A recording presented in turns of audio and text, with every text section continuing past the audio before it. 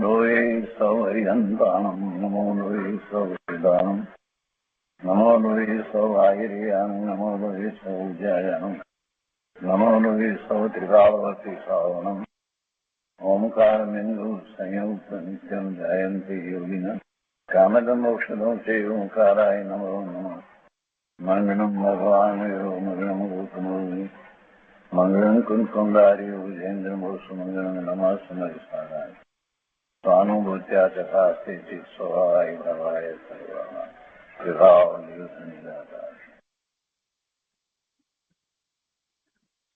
સ્વામી કાર્તિકેય અનુપ્રેક્ષા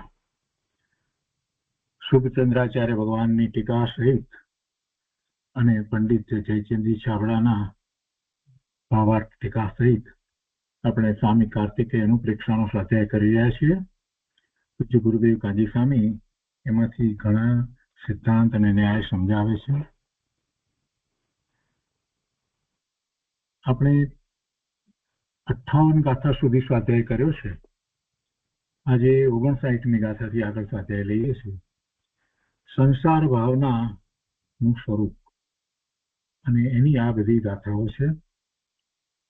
એમાં નરક ગતિના દુઃખની વાત આવી, તિર્યંજ ગતિના દુઃખની વાત આવી, મનુષ્ય ગતિના દુઃખની પણ વાત આવી અને અત્યારે હવે દેવ ગતિના દુઃખની વાત એની ગાથાઓ છે. તો 59મી ગાથા આપણે લઈએ. સંસ્કૃતમાં 59મી ગાથા આ રીતે છે.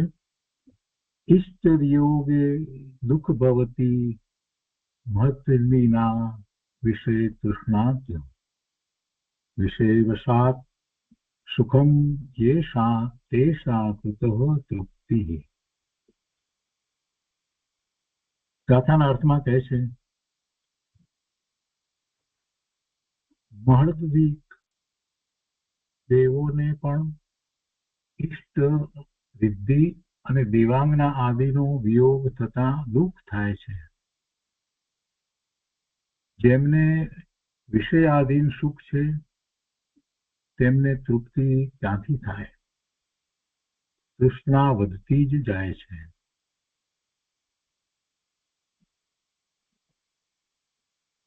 એના અર્થમાં વિશેષ અર્થમાં પૂજ્ય ગુરુદેવ સમજાવે છે.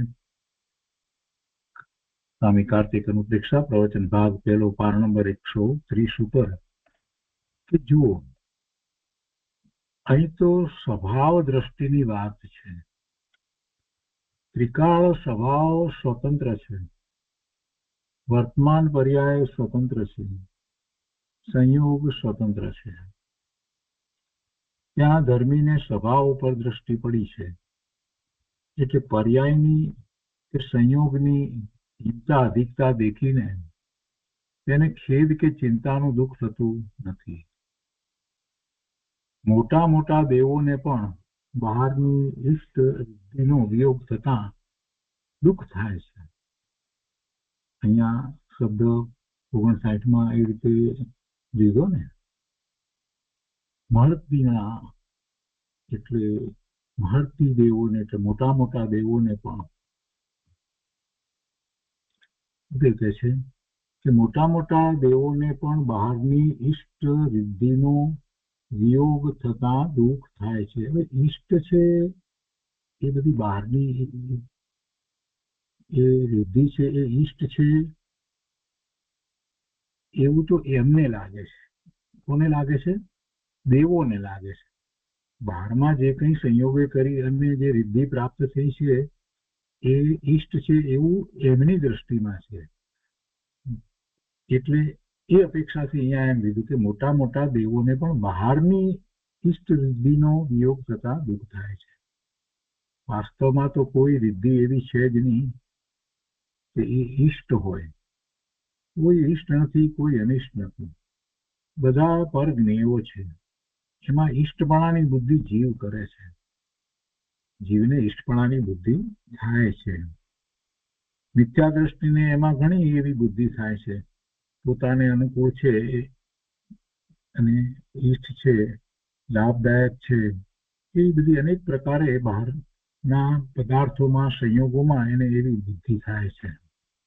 ધર્મીને એમ નથી હોતું, પણ છતાંય પોતાની ભૂમિકા અનુસાર કાંઈ કલ્પ રાગ વગેરે હોય, પણ છતાંય એમાં એને સુખની બુદ્ધિ તો નથી જોતી.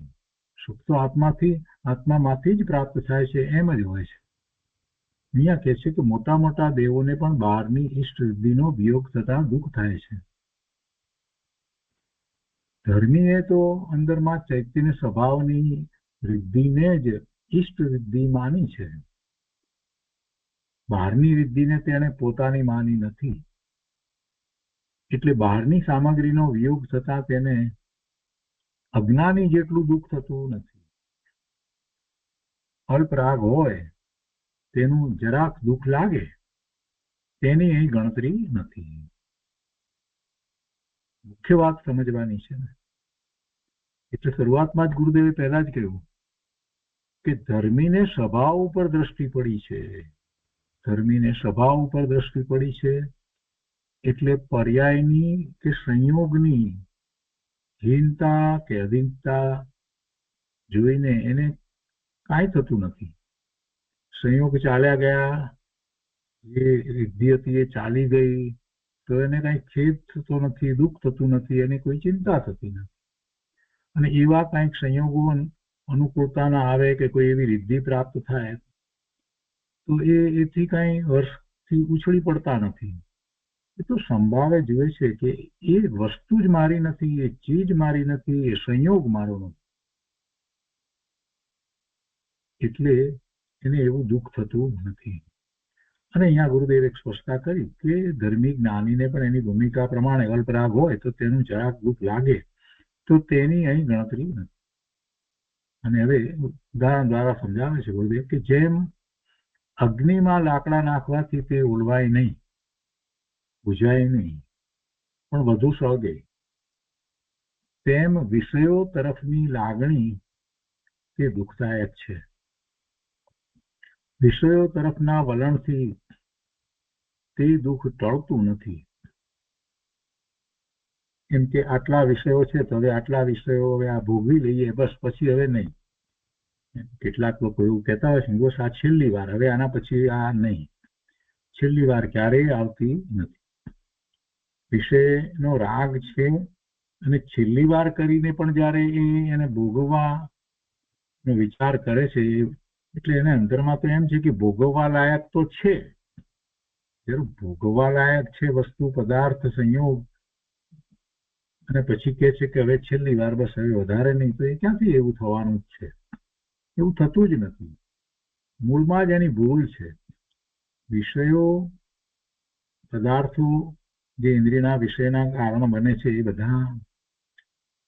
બધા એના જ્ઞાનનું જ્ઞેય છે. એ બધા જ્ઞાનનું જ્ઞેય છે. એમાં શું ભોગવવું? એમાં કાંઈ ભોગવવાપણું છે જ નહીં. આત્માને ભોગવવાપણું તો અંતરમાં શાંતિ, સુખ, આનંદનું ભોગવવાપણું છે ને એનો ભોગવટો તો એ સ્વરૂપનું લક્ષ્ય કરે ત્યારે થાય છે. બાકી તો ઇન્દ્રિયના વિષયોને આપણે એમ માનીએ કે આ બરાબર છે, સુખ છે, એમાંથી મજા આવે છે અને આનંદ થાય છે, પછી કોઈ ઉપદેશક એમ કહે કે ભાઈ તમે આ ઇન્દ્રિયના વિષયમાં જ પડ્યા છો તો એ કંઈક ધર્મ ધ્યાન કરો, આમ તેમ કરો, તો બસ આ છેલ્લી વાર, હવે પછી નહીં.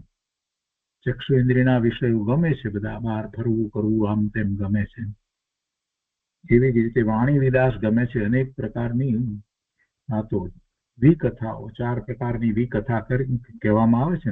એ બધી વિકથા જીવને ગમે છે એટલે એ વિકથા કર્યા કરે છે. કેટલાય સમય સુધી બીજાઓ સાથે વાત કરે છે તો વિષય શું હોય છે? એના વિષયોનો જરાક શાંત ચિત્તે વિચાર કરે કે મેં આજે કોઈ વ્યક્તિ સાથે ફોન પર આટલી વાત કરી તો એનો વિષય શું હતો? એ કોઈ ધર્મનો એવો વિષય તો હતો નહીં. અને કદાચ ધર્મના નામે આયોજનનો વિષય હોય તો એમાં ક્યાં ધર્મ થાય છે? કંઈક આયોજન હોય, કેટલાકને મનમાં એમ છે કે અમે આમ કરીએ તેમ કરીએ. ભાઈ તમારા કરવાથી કાંઈ થતું નથી. ગુરુદેવ તો એમ કે છે કે કોણ કરે એટલે એવા કરવાના વિકલ્પો છોડી અને ભગવાન આત્મા તરફ લક્ષ કરવું. જે થવાનું છે તે થઈને રહેશે. કરતા બુદ્ધિ છોડવી એ સૌથી પહેલું કાર્ય છે. જ્યાં સુધી કરતા બુદ્ધિ છોડે નહીં ત્યાં સુધી માન કસાયમાં રહે. અહીંયા તો ઇન્દ્રિયના વિષયના ભોગવવાની વાત છે કે એને એમ માને કે એ સારા છે તો પછી એ એમાં જ રહેવાનો છે. અગ્નિની અંદર લાકડા નાખવાથી શું અગ્નિ ઓલવાઈ જશે? વિષય છે, ઇન્દ્રિયના વિષયો જે છે એમાં સારા છે, ગમે છે એવો વિકલ્પ કરવાથી તો એ વધશે, ઓલવાશે નહીં. એ આગ, વિષયની આગ વધશે, એ બુઝાય નહીં, વધુ સળગે. તેમ વિષયો તરફની લાગણી, એવી વિષયો તરફની લાગણી છે એ પણ બાળનારી છે, એ વધે છે. વધવાને કારણે શું થાય? ખૂબ વિષયોને પ્રાપ્ત કરવાની એવી તૃષ્ણા ઊભી થાય, એની આસક્તિ ઘટે નહીં અને એને લીધે થઈ એને દુઃખ થાય. એને પ્રાપ્ત કરવા પ્રયત્ન કરે, આકુરતા થઈ જાય, એને બીજું કાંઈ સૂઝે નહીં. કેટલીક વાર તો એટલી બધી તીવ્ર એ લાગણી થઈ હોય તો ઘણું દુઃખ થાય છે. એટલે ગુરુદેવ કહે છે કે તેવી રીતે વિષય તરફની લાગણી તે દુઃખદાયક છે. વિષય તરફના વલણથી તે દુઃખ ટળતું નથી, પણ અંદરના સ્વભાવ તરફનું વલણ કરે તો તે દુઃખ ટળે છે. સાચો ઉપાય એ છે. લોકો ઊંધો ઉપાય કરે છે. એ વિષયને પ્રાપ્ત કરવા માટે પ્રયત્ન કરે છે અને ક્યારેક એને એવા ઉદયો વર્તતા હોય, એવા પાપાનું બંદી પુણ્યના ઉદયો વર્તતા હોય તે વિષયની સામગ્રી પ્રાપ્ત પણ થઈ જાય અને ભોગવી અને પાપ કરે. તે છે કે અંદરના સ્વભાવ તરફનું વલણ કરે તો તે દુઃખ ટળે. વિષયને ભોગવી લઈએ એટલે પછી દુઃખ ટળી જશે એવી તો કોઈ વાત છે જ નહીં. અજ્ઞાની જીવ તો સ્વભાવની વૃદ્ધિ ચૂકીને બહારમાં વિષયોની તૃષ્ણાથી સદા દુઃખી જ છે અને જ્ઞાની તો સ્વભાવની ભાવના ભાવતો આખા સંસારને દુઃખરૂપે જાણે છે. એવા ધર્મીને યથાર્થ સંસાર ભાવનાનું ચિંતન હોય છે. ધર્મીને સાચી રીતે સંસાર ભાવનાનું ચિંતન હોય છે. બીજા દિવસના પ્રવચનમાં ગુરુદેવ કહે છે કે આ સંસાર ભાવનાનું સ્વરૂપ છે. સંસાર ભાવના એટલે શું? સંસાર ભાવના એટલે શું? કઈ સંસારની ભાવના કરવી, એની ઈચ્છા કરવી, તેની વાત નથી, પણ સંસારની ચારે ગતિમાં દુઃખ છે. ચારે ગતિમાં દુઃખ છે. સંસારનો ભાવ દુઃખદાયક છે અને સુખ તો આત્મામાં છે. એમ ભાન કરી ને સંસારને દુઃખરૂપ વિચારવો, તેનું નામ સંસાર ભાવના છે. હવે આ જે સંસારને દુઃખરૂપ વિચારવો એ સંસાર ભાવના કઈ, એટલી વાત તો બીજા પંડિતો પણ આમાંથી કાઢે છે. પરંતુ પૂજ્ય ગુરુદેવે તો આ નાસ્તિકપૂર્વકની વાત જે કહેવામાં આવી, સંસાર દુઃખરૂપ છે, એનાથી આગળ વધી અને ગુરુદેવે તો આપણને અસ્થિપૂર્વક વાત કરી દીધી કે આત્મા છે તે સુખરૂપ છે. આત્મા છે તે સુખરૂપ છે. સંસાર દુઃખરૂપ છે તો સુખરૂપ શું છે? કે પોતાનું સ્વરૂપ છે તે સુખરૂપ છે. જેને ભવરહિત સ્વભાવની ભાવના પ્રગટી હોય તેને જ સંસાર ભાવના યથાર્થ હોય છે. એટલે કે ભવરહિત સ્વભાવની ભાવના પ્રગટી હોય. ભવરહિત સ્વભાવની ભાવના, અહીંયા કેમ કહ્યું? ભવરહિત ભાવના એટલે સ્વભાવની ભાવના. સ્વભાવમાં ભવ નથી એટલે ભવરહિત સ્વભાવ. પોતાનો સ્વભાવ ભવ વિનાનો છે. ભગવાન આત્માના સ્વભાવમાં ક્યાં ભવ છે? કોઈ ભવ નથી. તો એવો પોતે ભવ રહિત હોવા છતાં વસ્તુ અપેક્ષાએ તો ભવ રહિત છે ને, છતાંય ભવના ભ્રમણ કરે છે. તો આચાર્ય ભગવાન કહે છે કે ભાઈ તું શોભતો નથી. સમયસારમાં એમ કહે છે કે તું તારા સ્વભાવ ભાવે શોભે છે. આ વર્તમાન પર્યાય આ ભવ જે થયો છે અને એવા ભવનો ભાવ, એ ભાવમાં તું શોભતો નથી. તને આ શોભતું નથી. તું તો ભવ રહિત છે. જેને એવા ભવ રહિત સ્વભાવની ભાવના પ્રગટી હોય તેને જ સંસાર ભાવના યથાર્થ હોય છે એટલે કે એ સાચી રીતે સમજે છે સંસાર ભાવનાનો અર્થ કે દુઃખરૂપ છે એમ સમજે છે. બાકી તો બોલે સંસારમાં દુઃખ છે એવું બોલે, મોટા ભાગના ઉપદેશકો પણ એમ બોલતા હોય છે, પણ આત્માની ભાવના થઈ જ નથી ત્યાં સુધી એ બોલે એનો કાંઈ અર્થ નથી, એ કંઈ ટકતું નથી, રહેતું નથી. સાંભળે એટલી વાર સારું લાગે અને પછી સાંભળીને ઘેરે જાય એટલે બધી વાત પૂરી થઈ જાય, હતો ત્યાંનો ત્યાં. કે છે કહો નરક આદિમાં તો દુઃખ છે, પણ વિષયોની તૃષ્ણાને લીધે સ્વર્ગના દેવો પણ દુઃખી છે. આનંદ સ્વરૂપ આત્માનો વિષય જેને પ્રગટ્યો નથી તેઓ બાહ્ય વિષયોની તૃષ્ણાથી દુઃખી છે. બાહ્ય વિષયોની તૃષ્ણાથી દુઃખી છે. જો શરીર તો એમને રોગ વિનાનું જ હોય છે અને હંમેશા એ યુવાન જ હોય છે. શરીર તો યુવાન છે, કોનું દેવોનું, જન્મે છે ત્યારથી જ એમને કોઈ બાળપણ અને વૃદ્ધાવસ્થા હોતી નથી. એટલે શારીરિક તો કોઈ બીજી રીતે વિચાર કરીએ તો કોઈ દુઃખ છે જ નહીં. અને જન્મે છે ત્યાંથી જે સિદ્ધિ અમુક પ્રાપ્ત થઈ છે તે તો છે જ, તો પછી દુઃખ શેનું છે? તો પછી દુઃખ શેનું છે? તો એ છે કે એને બાહ્ય વિષયોની તૃષ્ણા છે, બીજા દેવોને જે સિદ્ધિ પ્રાપ્ત થઈ છે એ બધી સિદ્ધિ માટે એને આસક્તિ તૃષ્ણા થાય છે. એને એ પ્રાપ્ત કરી લઉં એમ એની તૃષ્ણા રહ્યા કરે છે. એટલે એ તરફ લક્ષ છે તો પછી પોતાનો આત્મા એ આનંદ સ્વરૂપ છે એનું લક્ષ થતું નથી. દેવો કઈ બધા સમ્યક દ્રષ્ટિ તો હોતા નથી. દેવો જે પુણ્યને કારણે દેવગતિ પામ્યા છે એ મિથ્યા દ્રષ્ટિ દેવોને આત્માની દ્રષ્ટિ ક્યાંથી હોય? એને તો આસપાસના બહારમાં જે કઈ દેખાઈ રહ્યું છે સંયોગે કરીને જે પ્રાપ્ત છે એની જ દ્રષ્ટિ હોય. આ જીવને અનાદિથી એ જ દ્રષ્ટિ થતી આવી છે. કોઈ પણ પર્યાયમાં ગયો હોય તો એ એની આસપાસમાં જે છે એને જ જુએ છે. બધું અહીંયા સમજાવે છે કે આનંદ સ્વરૂપ આત્માનો વિષય જેને પ્રગટ્યો નથી તેઓ બાહ્ય વિષયોની તૃષ્ણાથી દુઃખી જ છે. મોટા મોટા દેવો પણ બહારના સંયોગથી સુખી નથી. તેઓ પણ બહારના વિષયોની તૃષ્ણાથી આકુળ વ્યાકુળ છે. આકુળ વ્યાકુળ છે. બહારના વિષયોની તૃષ્ણાથી આકુળ વ્યાકુળ છે. સ્વભાવનું ભાન અને ભાવના હોય તે જ જીવો સુખી છે. જેને સ્વભાવનું ભાન અને સ્વભાવની ભાવના ન હોય તે બહારના વિષયોની ભાવના કરે. ક્યાંક તો ભાવના કરશે જ, ભાવના ક્યાંક તો કરશે ને, ક્યાંક તો એનું વલણ થશે ને, ક્યાંક તો એનો ઉપયોગ જશે અને એના સંબંધી એના ભાવ થશે કે નહીં થાય.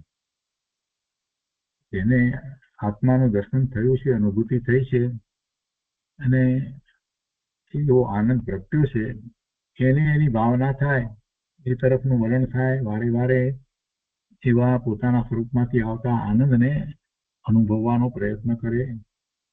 પણ જેને એ નથી, એનો ખ્યાલ પણ નથી, એનો પુરુષાર્થ પણ નથી, તો એ કાંઈક તો ભાવના કરશે ને. શું ભાવ કરશે? કાંઈક તો ભાવ કરવાનો છે. શુભ કે શુભ ભાવ કરશે, બીજું તો શું કરે? કહે છે કે ક્યાંક તો ભાવના કરશે જ. ભાવ વિનાનો રહેવાનો છે? કોઈ જીવ ભાવ વિનાનો રહેતો નથી. કોઈ જીવ ભાવ વિનાનો રહેતો નથી. અજ્ઞાની હોય કે જ્ઞાની, બધા જીવને ભાવ હોય. અરે એક ઇન્દ્રિય હોય તો પણ એને ભાવ છે. ગમે તેટલી ઇન્દ્રિયો, એ ઇન્દ્રિય દ્વારા તો એના જ્ઞાનનો ઉઘાડ કેટલો છે એનો ખ્યાલ આવે. પણ એનો ભાવ તો હોય જ છે. એનો ભાવ છે એ પ્રમાણે તો એની ગતિ થાય છે, એ પ્રમાણે એને કર્મના બંધ પડે છે. એટલે આત્માની ભાવના નથી, આત્માનું લક્ષ નથી, શુદ્ધ ભાવ નથી, ઉપયોગ એ તરફ વળ્યો નથી, તો બહારમાં દેવ હોય કે મનુષ્ય હોય કે તિર્યંજો ગમે તે કે નારકી હોય, બધાનો ઉપયોગ તો બહારમાં રહેવાનો છે અને બહારમાં જે કંઈ ચાલી રહ્યું છે એ પ્રમાણે એને પોતાનું માની અને સુખી કે દુઃખી એમ કલ્પના કરવાનો જ છે. આર ધ્યાન પણ કરે દુઃખ જેવું લાગે અને બહારમાં તો કે છે કે સ્વભાવનું ભાન અને ભાવના ન હોય તે બહારના વિષયોની ભાવના કરે, અને ક્યાંક તો ભાવના કરશે જ. અજ્ઞાની જીવ પોતાના સ્વભાવની ભાવના છોડીને સંયોગની ભાવના કરે છે, પણ સંયોગ તો છૂટી જાય છે. સંયોગ તો છૂટી જાય છે, સંયોગ તો ચાલ્યો જાય, વિયોગ થયા વિના રહે નહીં. પર્યાયને અંતર્મુખ કરીને તે પર્યાય વડે ચિદાનંદ સ્વભાવની ભાવના કરે તો તેનો કદી વિયોગ ન થાય. શેનો વિયોગ ન થાય? સ્વભાવનો વિયોગ નથી થતો. સ્વભાવમાં એકાગ્રતા કરે, એવા ભાવે પરિણમે, જ્ઞાન ભાવે, આનંદ ભાવે, શાંતિના ભાવે પરિણમી જાય તો એનો વિયોગ નથી થતો, પણ એ વધતો જાય છે, એનો સંયોગ વધતો જાય છે. કરવાનું શું પણ એમાં? કે છે કે જે વર્તમાન પર્યાય જે પરના લક્ષવાળી છે ને, એ જયારે સ્વના લક્ષવાળી થાય એટલે પર્યાયને અંતર્મુખ કરીને, જે પર્યાય પરના લક્ષ્ય થઈ ગઈ એ તો થઈ ગઈ, પણ હવે નવી પર્યાય એવી થવી જોઈએ કે જેમાં સ્વનું લક્ષ્ય હોય, એટલે એમ અંતર્મુખ કરવાની વાત છે. જે પર્યાય સમય થઈ જ રહી છે, પણ ઉપયોગને સ્વ તરફ વાળે તો હવે જે પર્યાય થશે એ અંતર્મુખ પર્યાય કહેવાય. અને એમ પર્યાયને અંતર્મુખ કરીને એ પર્યાય વડે ચિદાનંદ સ્વભાવની ભાવના કરે તો તેનો કદી વિયોગ ન થાય. બાહ્ય વિષયોને આધીન જેણે સુખ માન્યું છે તેને તૃપ્તિ ક્યાંથી થાય? સ્વભાવની દ્રષ્ટિ કરે તો પછી તૃષ્ણાની હદ થઈ જાય. સ્વભાવની દ્રષ્ટિ કરે તો પછી તૃષ્ણા વધે નહીં, ઓછી થતી જાય, ઘટતા ઘટતા તૃષ્ણા બિલકુલ ચાલી જાય, નિર્મૂળ થઈ જાય. તૃષ્ણા બહુ અલ્પ થઈ જાય. અને જેને સ્વભાવનું ભાન નથી તેને તો એકલા સંયોગની જ ભાવના છે, એટલે તેને તો તૃષ્ણા અપરિમિત છે, એની કોઈ સીમા નથી, એનો કોઈ માપ નથી, એટલી તૃષ્ણા છે.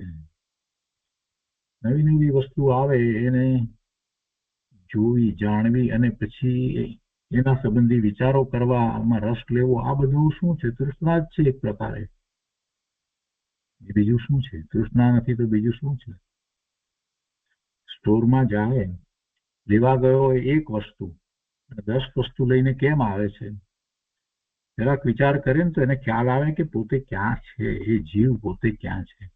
એક વસ્તુ લેવા ગયો હોય તો એક વસ્તુ લઈને પાછો આવે, બીજી બાજુ આડી અવળી નજર જ ન કરે તો ખબર પડે કે ના એને બીજું કઈ નથી, જરૂર પૂરતી વાતમાં બરાબર છે.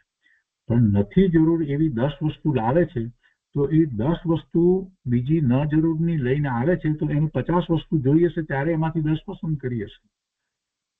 લેવા ગયો તો એક વસ્તુ, એને 50 વસ્તુ જોઈ અને 50 માંથી 10 વસ્તુ તો એને ઉપાડી. આવું તો રોજના જીવનમાં જોવા મળે છે. આટલો બધો રસ બધી વસ્તુઓમાં, બહારના પદાર્થોમાં, આમાં તેમાં, આમ કામ આવશે ને તેમ ઉપયોગી થશે ને ફલાણાને આમ આપું તો એને આમ લાભ થાય તો એ મારું કામ કરે ને પેલાને હવે સારું લાગે ને વગેરે વગેરે વગેરે અનેક પ્રકારની કલ્પના, બીજા સંબંધી જ આખો વિચાર.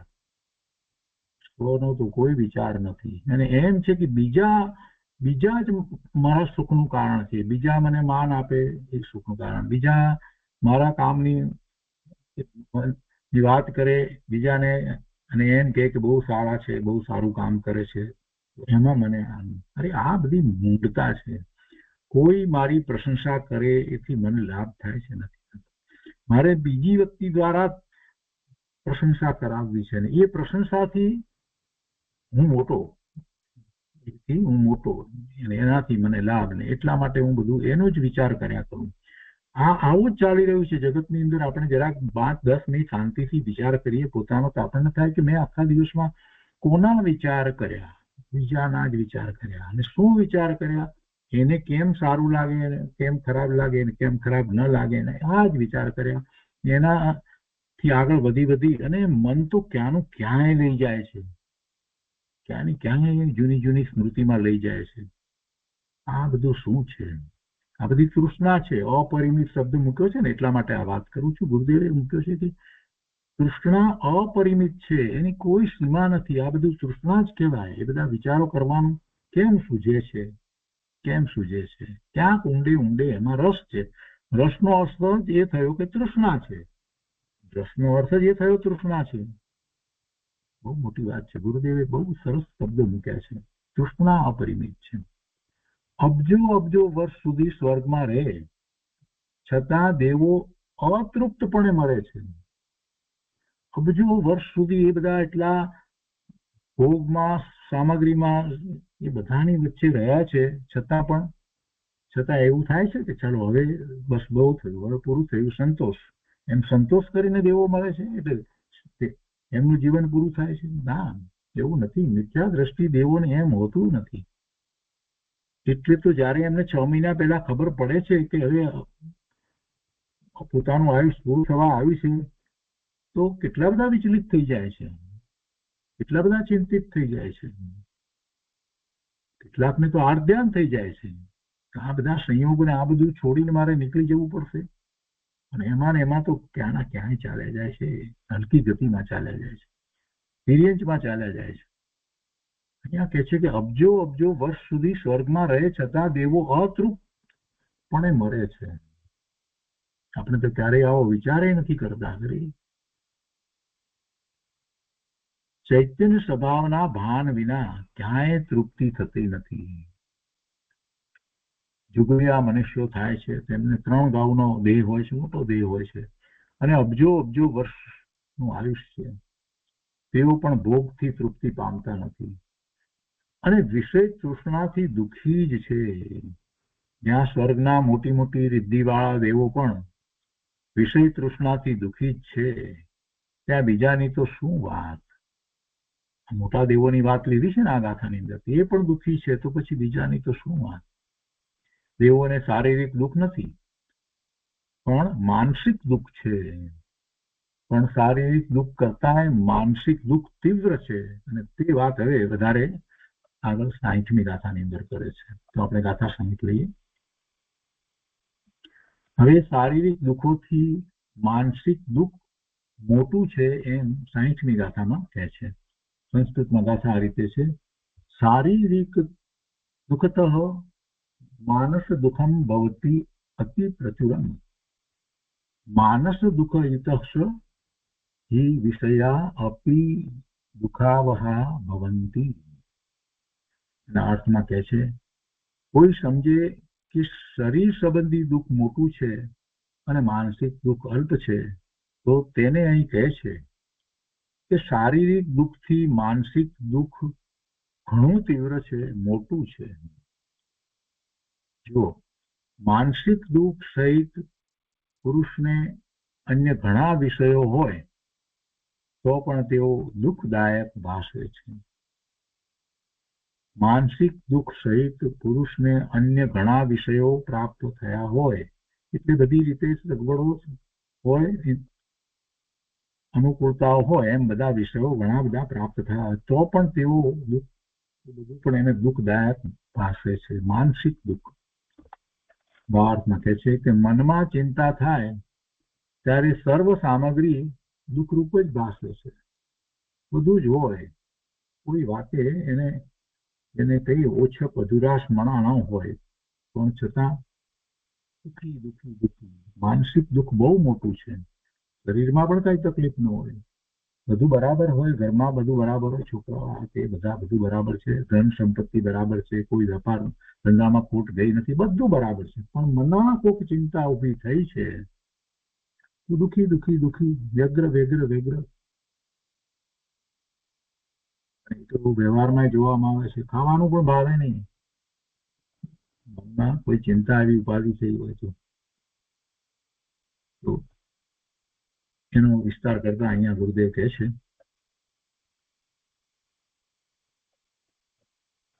કે જે વિષયો મળ્યા તેને ભોગવવાની તૃષ્ણાથી દુઃખી છે, અને ન મળ્યા હોય તો તેને મેળવવાની ઈચ્છાથી દુઃખી છે.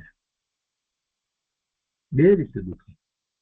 જે વિષયો મળ્યા તેને ભોગવવાની તૃષ્ણાથી દુઃખી છે, અને ન મળ્યા હોય તો તેને મેળવવાની ઈચ્છાથી દુઃખી છે. ધર્મીને તો સ્વભાવનું ભાન છે, એટલે સંયોગની ભાવના નથી, પણ અજ્ઞાનીને તો સંયોગની ભાવના છે. બહારમાં ઘણા અનુકૂળ સંયોગ હોય, ઘણા અનુકૂળ સંયોગ પડ્યા હોય, પણ અંદર જ્યાં મનમાં બીજી કલ્પના થઈ ગઈ તો તે દુઃખી જ છે. ચૈત્યનો સ્વભાવ શક્તિરૂપ પડ્યો છે તેની ભાવના કરતો નથી, અને જે સંયોગો નથી તેને મેળવવાની ભાવના કરે છે તે જે મૂઢ છે. તેને આત્માના સ્વભાવનો વિશ્વાસ નથી. ચૈત્યનો સ્વભાવ સુખથી ભરેલો છે એનો એને વિશ્વાસ નથી, એ મૂઢ છે. ઇન્દ્રિયના વિષયો, અનુકૂળતાઓ બધું મળેલું હોય છતાં પણ એને કોઈ સંતોષ નથી, શાંતિ નથી, અને વધારે ને વધારે એને પ્રાપ્ત કરવા માટે થઈ એને પ્રયત્ન કર્યા જ કરે છે. જો ને કેટલા બધા સંપત્તિવાન લોકો, એની એટલી બધી સંપત્તિ છે કે એટલી આખું જીવન રોજ ખૂબ છૂટથી વાપરે ને તોય પૂરી ન થાય, એટલી બધી સંપત્તિ લોકો પાસે હોય છતાં એ હજી એને વધારવા માટે થઈ અને પ્રયત્ન કર્યા કરે છે. એમાં ચિંતા અને ઉજાગરણ બધું પણ કરે છે. શેર બજારમાં આમાં તેમાં પૈસા આમ લગાડો, આમ વધારી દઉં. અરે પણ આટલા તો પૈસા છે પ્રભુ તારી પાસે, તારે શું કરવું છે? શાંતિથી ધર્મદાન કર ને. નહીં કરે. ઊંધું જ એને સૂझે છે. આપણે કહીએ કે બસ આ બહુ થયું, હવે તારી પાસે પૂરતા પૈસા છે જીવન જીવવા માટે, તો હવે શું કરવા બધી માથાકૂટ કરે છે? રિટાયર થઈ જા. ના, નહીં થાય. નાની ઉંમરમાં રિટાયર થવાતું હશે? આપણે કહીએ કે ભાઈ કંઈક સમય સારો હોય, જ્યારે ઇન્દ્રિયો બરાબર કામ કરતી હોય, સમજ સારી હોય, થોડું યાદ પણ રહેતું હોય, એવા સમયે ધર્મ ધ્યાનમાં પડીએ, બરાબર સારી રીતે શાસ્ત્રનો અભ્યાસ કરીએ, દ્રષ્ટિ બદલીએ તો કામ થાય. નહીં તો કોને ખબર પછી હમણાંની ટાઈમ છે. પણ ક્યારે ટાઈમ આવશે પ્રભુ તારો? કેમ કે એને પેલી રળવા કમાવાની, પૈસા વધારે પેદા કરવાની છે, એના કરતા બમણા કરવાના, બમણા થાય તો પછી 4 ગણા કરવાની, એની ચિંતામાં પડ્યો છે ને, એટલે એમાં જ છે.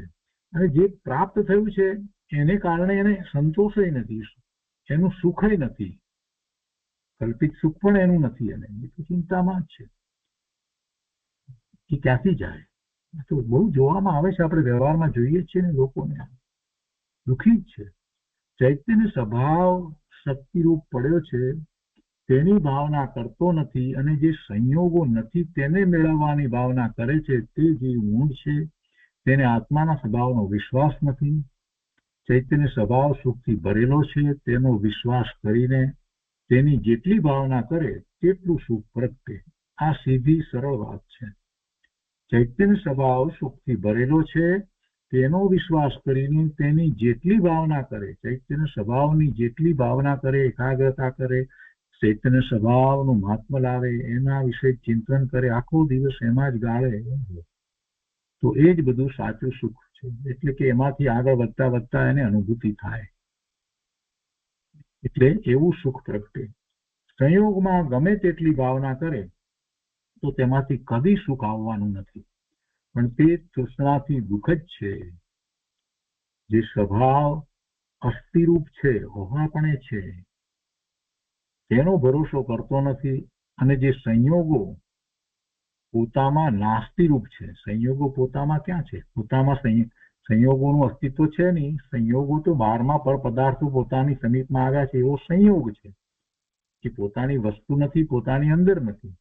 જ્યારે સ્વભાવ તો અસ્થિરૂપે છે, અનંત ગુણ છે, એનું ભવન છે, એ જ પોતાનો ભાવ છે, એ સ્વભાવ છે, એ તો અસ્થિરૂપ છે, એ તો ત્રિકાળ અસ્થિરૂપ છે, એનો ભરોસો કરતો નથી.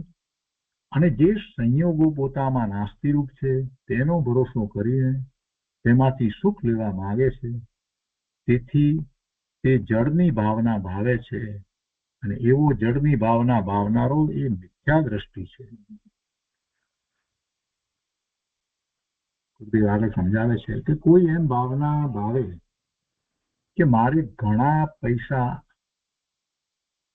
મળે તો હું દાન કરું, મારે ઘણા પૈસા પ્રાપ્ત કરીને પછી મને પૈસા ઘણા મળે તો હું દાન કરું, તો તે પણ સંયોગની જ ભાવના ભાવનારો મિથ્યા દ્રષ્ટિ છે. અરે ભાઈ, સંયોગ આવે અને દાન કરું એવી ભાવના કરવા કરતા વર્તમાનમાં જ સ્વભાવની ભાવના કરી અને સંયોગની તૃષ્ણાને ઘટાડને ગુરુદેવ તો એમ કે છે. અને કોને ખબર ક્યારે પૈસા આવે અને પછી એ વખતે એની મતિ બદલાઈ જાય. ના આટલા બધા પૈસા હવે દાનમાં નથી આપવા, એમ પણ થઈ જાય. અને આવે એવા સંયોગી તો દાન કરવું એમ કે છે ને, નહીતર નથી દાન કરવું. આ એ વિકલ્પ છે, એ ધર્મનો વિકલ્પ છે, એવી તો કોઈ વાત નથી. સંયોગ આવે અને દાન કરવું. ખરેખર તો દાન તો એ કરી શકતો નથી. ક્યાં એની વસ્તુ, ક્યાં એની છે તો એ દાન કરે? વસ્તુ તો એ ગઈ શકતો નથી તો દાન ક્યાંથી કરે? સંયોગો આવ્યા છે અને એના કારણે જવાના છે, ત્યારે જશે. લક્ષ્મી આવે અને જે કારણે જવાની હોય, જેટલી જવાની હોય એટલી જાય. એમાં એનો ભાવ શુભભાવ હોય, દાન નો હોય તો એમાં પુણ્યનો બંધ પડે. બસ એથી વિશે શું થાય? પણ એની પહેલા જે એમ કે મને પૈસા આવે તો દાન કરું, આવે એટલાનું દાન એ તો કરવાનો નથી. બાકી જે દાન સિવાયના બાકીના પૈસા જે છે એના પ્રત્યે તો શું છે? એને એની લોભની વૃત્તિ છે, એને ભોગવવાની વૃત્તિ છે, એ બધા પાપના ભાવ તો પડ્યા જ છે. એટલે ગુરુદેવ કહે છે કે એ બધી વાત મૂકને પ્રભુ તું. એ બધો સંયોગ અને એની તૃષ્ણા અને એના વિકલ્પો છોડ ને. વર્તમાનમાં તારી પાસે જે પોતાનું શુદ્ધ સ્વરૂપ, ત્રિકાળ શુદ્ધ સ્વરૂપ પડ્યું છે એની ભાવના કરને. ગુરુદેવ એમ સમજાવે છે. સંયોગની તૃષ્ણાને ઘટાડને. વર્તમાનમાં દાનનો ભાવ થયો તે બીજી ક્ષણે થયા કરે એવી ભાવના પણ જ્ઞાનીને નથી. જ્ઞાનીને તો એવી ભાવના પણ નથી. વર્તમાનમાં દાનનો ભાવ થયો તે બીજી ક્ષણે થયા કરે એવી ભાવના પણ જ્ઞાનીને નથી. કોણ કરે? કોણ દાન કરે? વસ્તુ અમારી હોય તો અમે દાન કરીએ ને. જાય છે, આવે છે, એના પ્રત્યેનું એનું લક્ષ્ય નથી. એવી સમ્યક દ્રષ્ટિની ભાવના હોય છે. અરે ભાઈ, તું વર્તમાનમાં તૃષ્ણા ઘટાડ. ગુરુદેવ કહે છે કે અરે ભાઈ, તું વર્તમાનમાં તૃષ્ણા ઘટાડ. ઉપદેશાત્મક કથન ગુરુદેવે અહીંયા કર્યા છે. બહુ સરસ રીતે વાત કરી છે. આપણે એને આજ્ઞા સમજવાની છે. અરે ભાઈ, તું વર્તમાનમાં તૃષ્ણા ઘટાડ. આ ગુરુદેવના ઉપદેશાત્મક કથન છે. તેને આપણે આજ્ઞા તરીકે લઈ અને તૃષ્ણા ઘટાડવાનો પ્રયત્ન કરવો જોઈએ. રાગ કે સંયોગ બીજી ક્ષણે જ રહેજો એવી ભાવના જ્ઞાનીને હોતી નથી. કોઈ પણ સંયોગ બીજી ક્ષણે એટલે પછી પણ હોય એવી ભાવના જ્ઞાનીને હોતી નથી. બહારનો સંયોગ તો એના ક્રમે આવવાનો હશે તો આવશે, નહીં આવવાનો તો નહીં આવે. પણ તું તારી રુચિને અંતરમાં વાળીને સ્વભાવની ભાવના કર. સીધી સરળ વાત ગુરુદેવે સમજાવી. તું તારી રુચિને અંતરમાં વાળીને સ્વભાવની ભાવના કર. અંતરની રુચિ, અંતરમાંથી એવો ભાવ આવવો, એ કરવા જેવું છે. સ્વભાવનું મહાત્મ્ય લાવવું, આત્માને સમજવો, સ્વભાવનું મહાત્મ્ય લાવી અને એની જ રુચિ સદાય રહે. આગળ સમજાવે છે ગુરુદેવ કે વસ્તુ સ્વરૂપને સમજવું જોઈએ કે ક્યાં ભાવના ભાવવાથી મને સુખ છે અને ક્યાં ભાવના ભાવવાથી દુઃખ છે. સ્વભાવની ભાવના ભાવવી તે જ સુખ છે અને બહારના સંયોગની ભાવના એ દુઃખ છે. બહિર્મુખ વલણથી જેટલી લાગણી થાય, બહિર્મુખ વલણથી, બહાર તરફના વલણથી જેટલી લાગણી થાય અને જેવી લાગણી થાય એ બધી દુઃખદાયક છે. શુભભાવની લાગણી થાય તો છેવટે એને કારણે બંધ જ પડે છે, બીજું કાંઈ નથી. એ બધું છેવટે તો દુઃખદાયક છે. બહારના સંયોગની ચિંતાથી જીવો બળી રહ્યા છે. ધર્મી તો અંતરના ચૈતન્ય સ્વભાવની રિદ્ધિને જાણીને તેની જ ભાવના કરે છે. અસ્થિરતાના કારણે અલ્પરાગ થાય, ભૂમિકા અનુસાર એવો અલ્પરાગ પણ થાય, દાની ધર્મીને હોય તો તેને એ જાણે છે પણ તે ગૌણ છે. મિથ્યા દ્રષ્ટિ જીવ સ્વભાવને ભૂલીને સંયોગની ભાવનામાં જ મશગુલ રહ્યા કરે છે. બહારમાં ઘણા સંયોગ હોવા છતાં અંદરમાં ચિંતાથી જીવો દુઃખી છે. ત્યાં બહારના સંયોગો તેને કાંઈ કરતા નથી. અંદરમાં ચિંતાથી, મનમાં ચિંતા થઈ છે એટલે બહારમાં ભલે અનુકૂળ સંયોગ હોય તો પણ એ દુઃખી છે. એ બહારના સંયોગો તેને કાંઈ કરતા નથી. આમ જાણીને એ ભાઈ તું આત્માની ભાવના કર, વારંવાર સ્વભાવની ભાવના કરીને તેમાં જ્ઞાનની એકાગ્રતા કર. સંસારમાં સંયોગની પૂર્ણતા હોય જ નહીં. સંસારમાં સંયોગની પૂર્ણતા હોય જ નહીં. અને સ્વભાવની ભાવના કરે તો પૂર્ણતા થયા વિના રહે નહીં. સ્વભાવની ભાવના કરે તો છેવટે અંતે પોતાની પૂર્ણ દશા પ્રાપ્ત થવાની જ છે, એટલે પૂર્ણતા થયા વિના રહે જ નહીં. સ્વભાવની ભાવના નથી તે જીવોને દુઃખ છે. મોટા દેવોની સભા જોઈને નાના દેવો ઈર્ષાથી બળે છે ને દુઃખી થાય છે. સમ્યક દ્રષ્ટિ જે હોય તો એમ વિચારે છે કે આ બહારની વિદ્ધિથી આત્માનો મહિમા નથી. આ બહારની વિદ્ધિથી આત્માનો મહિમા નથી. મારી ચૈતન્ય વિદ્ધિ તો મારામાં છે એમ જાણીને એ સ્વભાવની ભાવના કરે છે. કોણ? સમ્યક દ્રષ્ટિ દેવ. અહીંયા દેવની વાત ચાલે છે ને એટલે દેવ લીધા છે. એમ જાણી એ સમ્યક દ્રષ્ટિ દેવ સ્વભાવની ભાવના કરે છે. અને પછી શું થાય? એવી સ્વભાવની ભાવના જે કરે છે સમ્યક દ્રષ્ટિ છે, તો એના પછી એનો એ ભાવ પૂરો થાય એટલે એ મનુષ્ય થાય છે. પછી તેને મનુષ્ય થઈ અને પછી તો એવો સમ્યક દ્રષ્ટિ દેવ જયારે મનુષ્ય થાય છે તો એવો ચારિત્રનો પુરુષાર્થ ઉપાડે છે અને મોક્ષ પામે છે. સંયોગની હીનતાથી આત્માની હીનતા નથી. સંયોગ નબળા છે, હીન સંયોગો છે, ખરાબ સંયોગો છે, એથી કઈ આત્મા હીન થતો નથી. આત્માને કઈ નુકસાન થતું નથી. આત્મા મલિન થતો નથી. સંયોગની હીનતાથી આત્માની હીનતા થતી નથી. અને સંયોગની અધિકતાથી આત્માની મહત્તા થઈ જતી નથી. ગમે તેટલા મોટા પદ હોય ને ગમે તે હોય તેથી આત્મામાં કઈ ફેર પડતો નથી. ભગવાન આત્મા તો બધાનો સરખો છે. અરે નિગોદના જીવનો આત્મા લઈએ, નિગોદના જીવનો આત્મા લઈએ કે સર્વા સિદ્ધના દેવનો, ઇન્દ્રનો, એનો આત્મા લઈએ, બધાના આત્મા તો આત્મા જ છે. બહારમાં છે તે બધા સંયોગ છે. સંયોગની અધિકતાથી કોઈ મોટો થઈ જાય, મહત્તા વધી જાય એવી તો કોઈ વાત નથી. અને સંયોગો કેટલો વખત રહેશે? છેવટે તો સ્થિતિ બંધ છે ને. કેટલો વખત સંયોગ રહે છે? કોઈના સંયોગ શાશ્વત રહે છે? રહેતા જ નથી. માટે સંયોગની હીન અધિકતા હોવા છતાં ધર્મી જીવ તો સ્વભાવની ભાવનાથી સમાધાન કરે છે.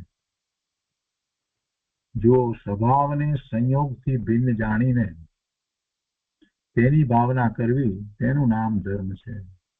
આ વર્તમાન પર્યાયમાં બધી અનુકૂળતાઓ, આ બધી રીતે ઇન્દ્રિયની, સમજવાની, શરીરની અને આ જીવવાણીની બધી અનુકૂળતાઓ જે છે એ સંયોગ પણ છેવટે પૂરો થવાનો જ છે. એ વાત નક્કી છે. તો મારે શું કરવું? આ સંયોગ પણ પૂરો તો થવાનો જ છે ને. કોઈને શાશ્વત તો ક્યાં કોઈ સંયોગ રહે જ છે. મારે શું કરવું જોઈએ?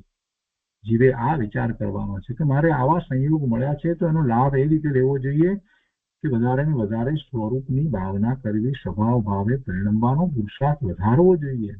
એ કરવું જોઈએ. નકામાની બીજી નવી ઉપાધિઓ, આયોજનો કર્યા જ કરશે. ધર્મના નામે આ જીવ બહુ છેતરાયો છે ને છેતરાયા કરે છે. ધર્મના નામે ખૂબ છેતરાય છે જીવ. સાચો ધર્મ શું છે એનું ભાન નથી એટલે બધી વાતમાં આવી જાય છે. એટલે કે એને માન મળે છે ને. તમને માનથી કંઈક ધર્મની પ્રવૃત્તિ માટે તમારી પાસે કોઈ આવે એટલે એમાં જોડાઈ જાઓ છો. ગુરુદેવ એમ કે છે કે તારી એ બધી ભાવના શુદ્ધભાવની હોય તો પણ તું છોડ અને તારા સ્વભાવ ભાવની ભાવના કર. આ બહુ સમજવા જેવી વાત છે. કેટલી બધી વાતમાં આપણે એમ જ ધર્મના નામે કેટલી બધી વખત છેતરાઈએ છીએ કે જ્યાં ખરેખર ધર્મ નથી હોતો, પણ ત્યાં આપણે આપણું માન પોષીએ છીએ. બીજાઓને લાભ મળ્યો, બીજાઓ એ માટે આપણે આટલું કાર્ય કર્યું વગેરે વગેરે આપણું માન પોષીએ છીએ. પ્રભાવનાનો અર્થ આપણે એવો કરીએ છીએ કે ચલો અમે ધર્મ પ્રભાવના કરીને આવું આયોજન કર્યું તો ધર્મ પ્રભાવના થઈ. અરે ભાઈ, ધર્મ પ્રભાવના કોણ કોને કરે? ભગવાન આત્મ ધર્મ સ્વરૂપ જ છે, જ્ઞાન સ્વરૂપ છે, આનંદ સ્વરૂપ છે. એને તું કોણ પ્રભાવના કરવા વાળો છે? પરમાત્માની દિવ્ય ધ્વનિમાં જે વાત આવી છે એને પકડે તો ખબર પડે ને કે કોણ કોને આપે, કોણ કોની પ્રભાવના કરે, શેની પ્રભાવના.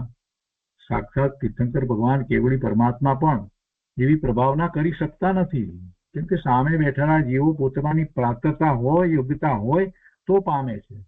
બાકી તો સમોસરણમાંથી જીવ કોરો એમનો એમ નીકળી જાય છે.